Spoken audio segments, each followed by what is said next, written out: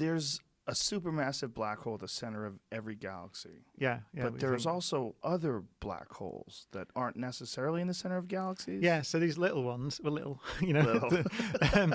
they're a few times the mass of the sun, and they're from collapsed stars.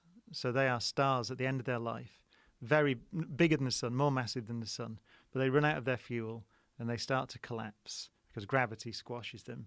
And if they're sufficiently massive, then there's nothing that can stop the collapse. And so they collapse, as far as we know, to a point, right? And essentially an infinitely dense point. We don't really know what happens we don't know what happens right in the middle. But they collapse to such an extent that there's a region around it from which light can't escape. And so nothing can escape. And that's a black hole.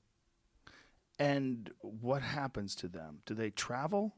Are they moving through space? Yeah, they're still stars, right? So they're still there. They're surrounded this region where if you fall in, it's called the event horizon, and if you go across that horizon, then you are going to the center. There's one way of thinking about it, which is quite cool, which is that the time and space sort of flip is one way to think about it. So in the same way that we are going into the future now. So we're going to tomorrow. There's nothing we can do about it. We are going to tomorrow.